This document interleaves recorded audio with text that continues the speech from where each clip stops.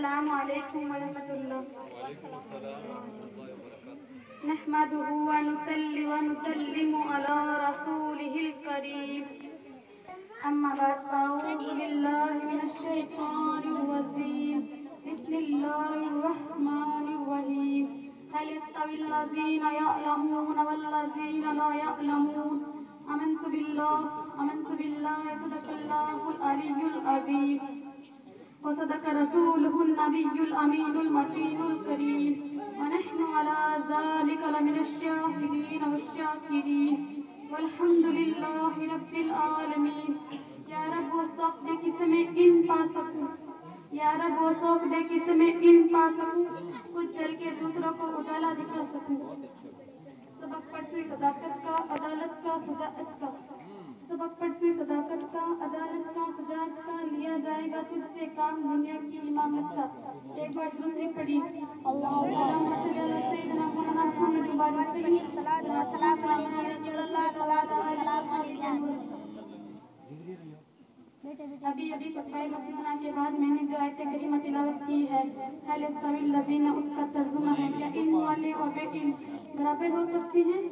کیا پڑھی لکھی اور ان پڑھ برابر ہو سکتے ہیں؟ کیا تعلیم والے اور بے تعلیم برابر ہو سکتے ہیں؟ تو آگے جواب ملتا ہے نہیں، ہرگز نہیں. علم والے اور بے علم ہرگز برابر نہیں ہو سکتے. پڑھے لکھے اور ان پڑھ ہرگز برابر نہیں ہو سکتے، کیونکہ علم نور ہے اور بے علمی جہالت ہے. علم اجالا ہے اور بے علمی اندھیرا ہے. جس طرح اجالا اور اندھیرا برابر نہیں ہو سکتے، رات اور دن برابر نہیں ہو سکتے، ٹھیک اسی طرح علم والے اور بے علم بھی برابر نہیں ہو سکتے. پڑھے لکھے اور ان پڑھ بھی برابر نہیں ہو سکتے. برابر ہو نہیں سکتے اہل علم کے ہرگز. برابر ہو نہیں سکتے اہل علم کے ہرگز. بلندی لاکھ پائے پر وہاں تک نہ گئے ہرگز. اسلام نے علم کو نور قرار دیا اور اس کا حاصل کرنا فرض ٹھہرایا. مرد اور عورت کا اس میں کوئی فرق روا نہیں رکھا. دونوں آراستہ اس کا دین، دنیا اور آخرت سمجھ سکتے ہیں. علم کے بغیر عمل ممکن نہیں. اللہ تعالیٰ کی معرفت اور رسول اللہ صلی اللہ علیہ وسلم کی محبت واجب کیا گئے علم ہی سے ہوتی ہے. حقوق اللہ اور حقوق العباد کا جب تک علم نہیں ہوگا اس کی ادائیگی کیسے ممکن ہوگی؟ جب حقوق پر نگاہ ڈالی جاتی ہے تو وہ ان گنت اور باکثرت دکھائی دیتے ہیں. اللہ تعالیٰ کی ذات و صفات پر ایمان لانا، ملائکہ اور اس کے رسولوں کو حقیقت ماننا، آسمانی کتابوں اور تعلیمات پر یقین رکھنا، قرآن کریم اور صحف انبیاء کی تصدیق کرنا، احکام الہی بجا لانا، قضا و قدر، حیات و ممات، حشر و نصر، میزان و صراط، حساب و کتاب، جنت و جہنم، عذاب و مغفرت، جزا و سزا وغیرہ امور پر ایمان لانا ہر نوبت مرد و جن پر لازم و ضروری ہے. اللہ و عزین، نماز، روزہ، حج، زکوٰۃ، صلاۃ السلام، ذکر و اذکار، نوافل عبادات وغیرہ احکام شرعیہ کی ادائیگی بھی حقوق اللہ میں شامل ہے. ان جملے فرائض و واجبات اور مستحبات کا بجا لانا جہاں مرد کے لیے ضروری ہے وہاں عورت پر بھی لازم و ضروری ہے کہ اپنے طور پر پورا اترے. نکاح، طلاق، طہارت کا مرد و زن دونوں پر یکساں حکم ہے. علم کے بارے میں حضرت امام احمد بن حنبل کا فرمان ہے کہ علم کی ضرورت کھانے پینے کی ضرورت سے بھی بڑی ضرورت ہے، اس لیے کہ کھانے پینے کی ضرورت دن میں 2 بار ہی پیش آتی ہے، اس سے کچھ زیادہ بھی ہو سکتی ہے. مگر علم کی ضرورت ہر قدم پر پیش آتی ہے، ہر لمحہ پیش آتی ہے، ہر سانس پیش آتی ہے، اٹھتے بیٹھتے پیش آتی ہے، سوتے جاگتے پیش آتی ہے، سفر میں پیش آتی ہے، حضر میں پیش آتی ہے. پگھلنا علم کی خاطر مثال سما زیبا ہے. پگھلنا علم کی خاطر مثال سما زیبا ہے. بغیر اس کے نہیں پہچان سکتے ہم خدا کیا ہے. دنیا کے ہر رشتے کی حقیقت اور آخرت کے تمام علوم صرف علم ہی سے پہچانے جا سکتے ہیں. بغیر علم کے نہ اللہ تعالیٰ کی ذات و صفات پر ایمان لانے کی سمجھ آ سکتی ہے، نہ ملائکہ اور اس کے رسولوں کو حق سچ ماننے کی سمجھ آ سکتی ہے، نہ آسمان کی کتابوں اور ان کی تعلیمات پر یقین رکھنے کی سمجھ آ سکتی ہے، نہ قرآن کریم اور صحف انبیاء کی تصدیق کرنے کی سمجھ آ سکتی ہے، نہ احکام الہی بجا لانے کی سمجھ آ سکتی ہے، نہ حشر و نصر، میزان و صراط کی سمجھ آ سکتی ہے، نہ حیات و ممات کی سمجھ آ سکتی ہے، نہ شرط کی سمجھ آ سکتی ہے، نہ حساب و کتاب، جنت و جہنم کی سمجھ آ سکتی ہے، نہ عذاب و مغفرت، جزا و سزا کی سمجھ آ سکتی ہے.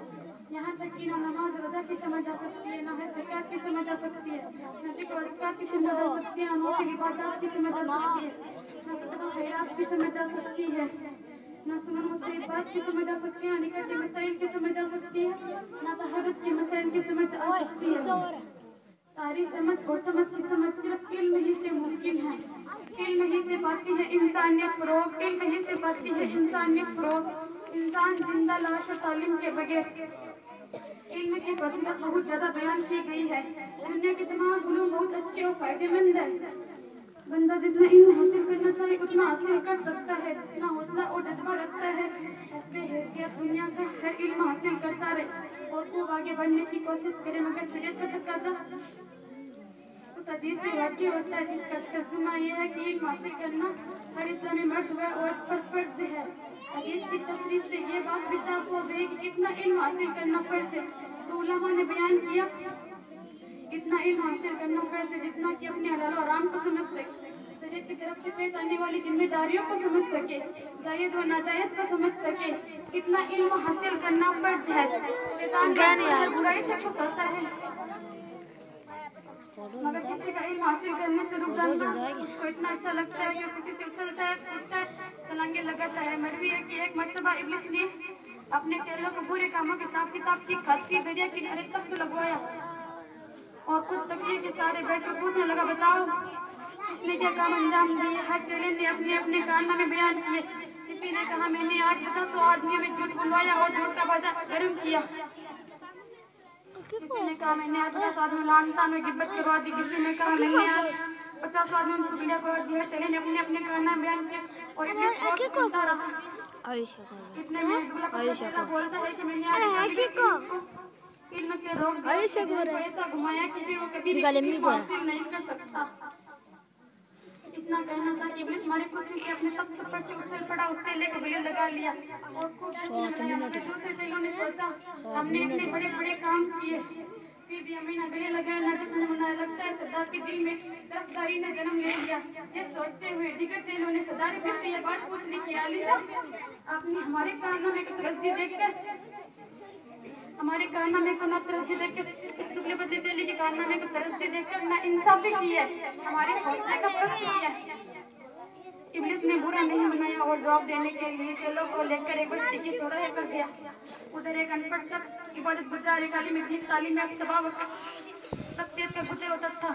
जब इबादत गुजार उधर से गुजरने लगा तो इब्लिस ने उसे रोककर पूछा, जनाब एक मसला पूछना है, जवाब देने की मेहरबानी करें। इबादत गुजार ने कहा जल्दी पूछो।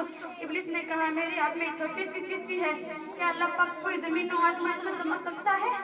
इबादत गुजार बुलाया फिर बोला तेरा दिमाग खराब है, कहाँ है इतनी लंबी चौड़ी जमीन फिर आसमान इस छोटी सी शीशी में कैसे डाली जा सकती है, भला ये कैसे मुमकिन है। फिर उसी रास्ते से आलिम दीन यानी तालीम याफ्ता बावकार शख्सियत का गुजर होता है। जब आलिम दीन उधर से गुजरने लगा तो इब्लिस ने उससे रोककर पूछा, जनाब एक मसला पूछना है, जवाब देने की मेहरबानी करें। आलिम दीन ने कहा जल्दी पूछो। इब्लिस ने वही मसला उनके सामने दोहराया। आलिम दीन भी गुर्रा के बोले, मालूम तो इब्लिस मालूम होता है, तुझे खुदा की खुदाबंदी में शक लगता है। सुन ले और पूरी दुनिया को सुना दे कि उस खुदा की कुदरत इतनी बुलंद है कि जब कुछ ना था तो उसने बगैर किसी नमूने के आसमान पेड़ पहाड़ नदी दरिया समंदर हर चीज बनाई।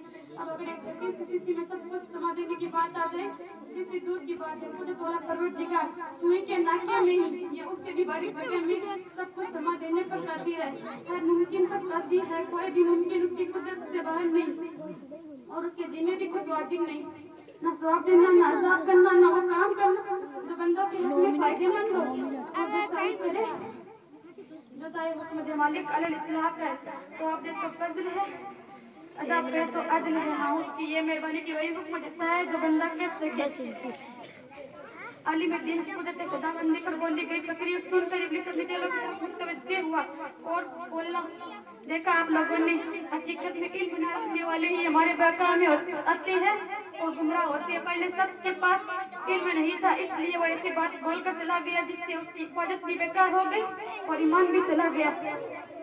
दूसरा शख्स इल्म वाला था इसलिए अपने इल्म के सबक वो हमारे बहकावे में न आ सका और हमें कुदरत खुदाबंदी की तालीम देने लगा। तुम सब ने जो कुछ काम अंजाम दिया सब काबिल तारीफ है, मगर छोटे चेले का काम इतना बुलंद है।